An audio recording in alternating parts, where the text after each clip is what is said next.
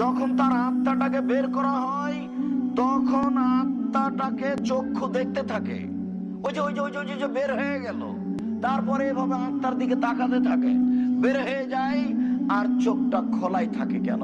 আত্মা যখন বের হয়ে গেছে তখন দেহের মধ্যে আর কোনো শক্তি নেই, এই খোলা চক্ষু বন্ধ করতে পারবে না। মুহাম্মদ সাল্লাল্লাহু আলাইহি ওয়াসাল্লাম বলেছেন, তোমরা পাশে যারা আছো, যখন আত্মা চলে যাবে তখন চক্ষু খোলা থাকলে বন্ধ করে দিও, কেননা শরীরটা গরম থাকা পর্যন্ত চক্ষুটা বন্ধ হবে, আর যদি শরীরটা ঠান্ডা হয়ে যায় আর চক্ষু বন্ধ হবে না। টেনে যদি জমা করে একটু পরে আবার চলে যাবে যেখানে যাওয়ার।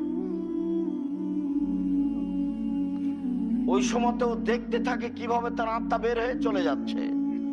রাসূল সাল্লাল্লাহু আলাইহি ওয়াসাল্লাম যখন আবু সালমাকে দেখতে এসেছিলেন তখন আবু সালমার চোখটা খোলা ছিল।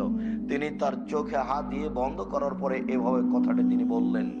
তারপর আত্মাটাকে যারা ফেরেশতা খুব সম্মানী তারা হাতে লুটে নেয়, আর তাদের হাতে থাকে একটা সুগন্ধিপূর্ণ কাপড়, তাতে জড়িয়ে নেওয়া হয়, দিয়ে আকাশের দিকে যেতে থাকে। আকাশের ফেরেশতারা স্বাগতম জানায়, ধন্যবাদ, তোমরা খুব ভালো আত্মা নিয়ে এসেছো। একটার পর একটার পর একটার পর একটা সপ্তম আকাশে গিয়ে ইল্লিনে তার নামটা লিস্ট করা হয়, তারপরে আত্মা যেখানে থাকবে সেখানে ফেরত দেওয়া হয়। আর লোকটা যদি খারাপ হয় তখন যাকে কবরের দিকে নিয়ে যাওয়া হয় তখনও বলে, ওয়াইলা, ওরে আমার ধ্বংস, তোমরা আমাকে কোথায় নিয়ে যাচ্ছ? ওরে আমার ধ্বংস, তোমরা আমাকে কোথায় নিয়ে যাচ্ছ? তারে বাপরে মারে করে চিৎকার, সারা পৃথিবীর জীবজন্তু, কীট পতঙ্গ, পদার্থ, জড় পদার্থ সবকিছু শুনতে পায়, মানুষ এবং জিন শুনতে পায় না। অথচ সে তার লাশটাকে কাঁধে করে আছে কিন্তু একটুকু বুঝতে পারে না। অন্য বর্ণনায় এসেছে, মানুষ যদি খারাপ হয় তখন তার আত্মাটাকে বের করতে বলা হয়, আত্মাটাকে জোর করে টেনে ফেরেশতারা ওটা টেনে হেঁচড়ে খিঁচে বের করে। বের করার পরে দুর্গন্ধ, ছি ছি ছি ছি ছি ছি ছি। কেউ তাকে নিতে চায় না, সবাই তাকে ঘৃণা করে।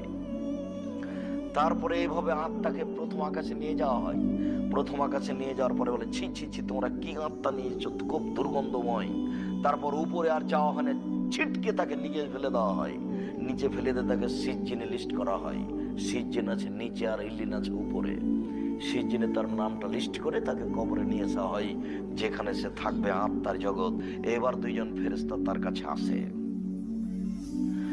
ভালোর বিবরণটা আগে শেষ হয়ে যাক, এরপরে যখন সে উত্তর দিয়ে ফেলে তখন দুইজন ফেরেশতা বলেন, হ্যাঁ আমরা জানি তুমি এই কথাই বলবে, আমরা জানি এটা, না ঘুমিয়ে যাও। তখনও বলেছি না, আর যে আমার পরিবারকে